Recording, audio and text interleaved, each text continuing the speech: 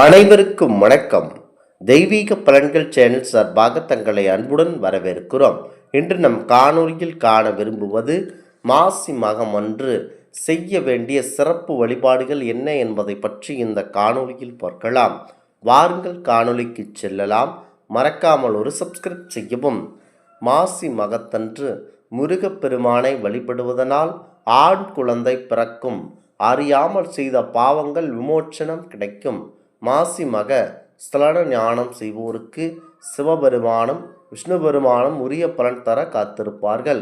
அன்று புண்ணிய நதிகளில் ஒரு முறை மூழ்கி எழுந்தருள வேண்டும். முக்கியமாக புண்ணிய நதிகளில் ஒரு முறை எழுந்தருளுவோருக்கு பாவங்களை விளக்குகிறார்கள். இரண்டாம் முறை மூழ்கி எழும்போது சொர்க்க பேறு அடைவார்கள். அதாவது இரண்டாவது முறை மூழ்கி எழும்போது சொர்க்க பேறு தருவார். மூன்றாம் முறை மூழ்கி எழும்போது அவர் புண்ணியத்திற்கான ஈடான பலனாக எதை கொடுக்கலாம் என ஈசனை பிரமிப்பார். இந்நீராடல் செய்ய இயலாதோர் மாசி மக புராணம் படிக்கலாம் அல்லது கேட்கலாம். அதுவும் புண்ணியமே. மாசி மகத்தன்று கடலில் நீராடலாம். அப்போது பூமியில் காந்த சக்தி உண்டாவதனால் நீர்நிலைகள் புதிய ஊற்றுகள் உண்டாகி அதில் காந்த சக்தியும் கரையில் அமையும். அதே நேரத்தில் நீராடுவோர் மனமும் உடலும் ஆரோக்கியமாகும். இதை புராணமும் விஞ்ஞானமும் கூறுகிறது. மாசி மாதம் முழுவதுமே புண்ணியமாக நீராடிட ஏற்ற புனித மாதமாகும்.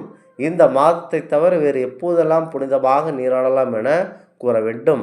அமாவாசை, பௌர்ணமி, மாதப்பிறப்பு, 2 அயன காலங்கள், வெள்ளிக்கிழமை, கார்த்திகை சிவராத்திரி, மாசி மகம் மற்றும் மாசி மக நாட்கள்தான் அவை. மக திருவிழாவை முதல் துவக்கி வைத்தவர் அனைவருமாகும். முக்கியமாக மாசி மக திருவிழா நாட்கள் முதல் துவக்கி வைத்தவர் பிரம்மதேவன். 12 ஆண்டுகளுக்கு ஒரு முறை மாசி மகத்தன்று கும்பகோண மக குளத்தில் புனிதமாக நதிகள், அதாவது புனித நதியில் யாவும் வந்து கலப்பதாகவும் அன்று புனிதமாக நீராடினால் புண்ணிய பெயர்கள் பலவும் கெட்டும் எனவும் மகாபுராணம் கூறுகிறது. இந்த குளத்தில் பிரம்மா அஷ்டதிக்கு பாலர்கள் நவகன்னியராக கங்கை, யமுனை, கோதாவரி, நர்மதா, சரஸ்வதி, காவேரி, குமரி, பயோடினி, சரயு நதிகள் நீராடிய புண்ணியம் அடைந்தன. பௌர்ணமியை நீராடுவோருக்கு 7 பிறவிக்கு நன்மை ஏற்படும் என சொல்லப்படுகிறது. 10 தினங்கள் வரை நடைபெறும். அஸ்வினி நட்சத்திரம் கூடிய நன்னாளில் கொடியேற்றத்துடன் 8வது நாளில் தேரோட்டமும் 10வது நாளான மக நட்சத்திரம் கூடிய முழு நிலவு நாளில் பஞ்சமூர்த்திகளும் புறப்பட்டு மகா தீர்த்த குளத்தில் தீர்த்தவாரி நடக்கும். 12 ஆண்டுகளுக்கு ஒரு முறை மாசி மக நாளில் குரு சிம்ம ராசியில், சூரியன் கும்பராசியிலும் வரும். அந்த நாளை மகாமக பெருவிழாவாகும். ராமர் ராவணரை வதம் செய்வதற்காக சிவனருள் பெற வேண்டி அகத்திய முனிவரின் ஆலோசனையை நாடினார். அம்முனிவர் கும்பகோணம் வந்து சில காலம் தங்கி இந்த தலத்தில் உள்ள காசி விஸ்வேஸ்வரரை வழிபட்டால் உத்திராம்சம் பெறலாம் என கூறினார். அதன்படி ராமர் இங்கு வந்து விஸ்வேஸ்வரரை வழிபட்டு தன் உடலில் உருத்திர அம்சம் ஆரோக்கியனிக்க பெற்றார். அதன் காரணமாக இவ்விடமும் காரோணம் என பெயர் பெற்றதாக கூறப்படுகிறது.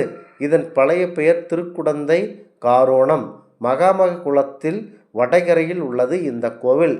மகா திருவிழாவின் போது 10ஆம் நாளில் கும்பேஸ்வரர் பஞ்சமூர்த்தியுடன் இந்த குளக்கரையில் இருந்தருளி தீர்த்தம் வழங்குவார். மாசி மாத பூச நட்சத்திரம் மிக விசேஷமானது. அன்று முருகப்பெருமான் சுவாமி மலையில் தன் தந்தை சிவபெருமானுக்கு உபதேசம் செய்ததாக கூறப்படுகிறது.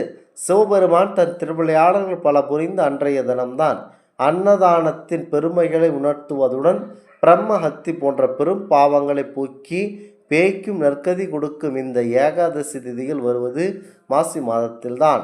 காரடையா நோம்பும் சாவித்திரி விரதமும் இந்த வாதத்தில்தான் வரும் விசேஷ விரதங்கள். அகத்தியர் தன் விருப்பங்கள் நிறைவேற தவமிருந்து அருள் பெற்றது. எலும்புகள் பூக்களாக மாற்றிய அதிசயம் நிகழ்ந்தது மாசி மாதத்தில்தான்.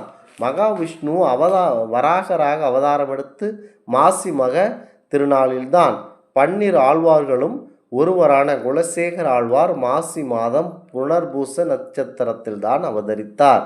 மாசி மாதத்து சங்கடகர சதுர்த்தி மிகவும் விசேஷமாகும். இந்த நாள் விரதம் இருப்பவர்கள் எல்லா தோஷங்களிலிருந்தும் விடுபடுவர் என புராணங்கள் கூறுகின்றன. மாசி மகத்தன்றுதான் பார்வதி தேவி காலிந்தி நதியில் ஒரு தாமரை மலரில் வளம்புரி சங்காக தோன்றினாள். மாசி மகத்தன்றுதான் காமதன விழா நடைபெறுகிறது. மாசி மகத்தன்று மந்திர உபதேசம் பெறுவது சிறந்ததாக கருதப்படுகிறது. உயர் படிப்பு விரும்புபவர்கள், ஆராய்ச்சி செய்ய விரும்புபவர்கள் இந்த நாள் அவற்றை துவங்கினால் அதில் சிறந்து விளங்கலாம் என நம்பப்படுகிறது. மாசி மகம் என்றதும் நினைவுக்கு வருவது கும்பகோணத்தில் புனிதமாக மகாமக குளம் ஆகும். இந்த குளத்தை சுற்றி 16 மண்டபங்கள் உள்ளன. அதில் பிரம்மா, தீர்த்தேஸ்வரர், முகுந்தேஸ்வரர், தாளேஸ்வரர், விருஷபேஸ்வரர், பரணேஸ்வரர், கோணேஸ்வரர், பக்தேஸ்வரர், பைரவேஸ்வரர், அகத்தீஸ்வரர், வியாசேஸ்வரர், உமைபாகேஸ்வரர், நைதீஸ்வரர், பிரம்மேஸ்வரர், காந்தேஸ்வரர், மூத்த தீர்த்தேஸ்வரர், சேத்திரபாரேஸ்வரர் ஆகியவர்கள் அருள்பாலிக்கின்றனர். இந்த குளத்தில் சிவன் கோவிலுக்கு தலைமையாக கும்பேஸ்வரர் கோவில் உள்ளது. 15 ஏக்கர் பரப்பில் உள்ள இந்த குளத்தை வெட்டியவர் அசுத்தப்ப நாயக்க மன்னரின் அமைச்சர் கோவிந்த தீர்த்தர். இந்நாளில் 7 குளங்கள், 3 கிணறுகள், 4 காவிரி தீர்த்தங்கள் உட்பட 14 தீர்த்தங்கள் உள்ளன. பிற இடங்களில் வாழ்வோர் தங்கள் பாவம் தீர காசியில் கங்கையில் நீராடுவர். காசியில் இருப்போர் செய்த பாவம் தீர வேண்டுமானால் குடந்தை மாங்கங்குளத்தில் நீராடுவாராம். மகா குளத்தில் 66 கோடி தீர்த்தங்கள் கலந்துள்ளன. 9 நதிகளும் மாசி மாதம் வந்து கூடும். இந்த குளத்தில் 16 ஊற்று கிணறுகள் உள்ளன. இந்த குளத்தில் அமிர்தம் கலந்துள்ளதால் எப்போது நீராடினாலும் புண்ணியம். அதிலும் மகாமகத்தன்று நீராட ஏராள புண்ணிய பலன் கிடைக்கும். இந்த குளத்தில் ஒரு முறை வள்ளம் வந்தால் பூமியை 100 முறை வளம் வந்த பலன் நமக்கு கண்டிப்பாக கிடைக்கும். இந்த ஆன்மீக தகவல் உங்களுக்கு பிடித்து இருந்தால் தெய்வீக பலன்கள் சேனலை கண்டிப்பாக சப்ஸ்கிரைப் செய்து கொள்ளவும். மீண்டும் ஒரு நல்லதொரு காணொலியில் உங்களை சந்திக்கிறோம். நன்றி, வணக்கம்.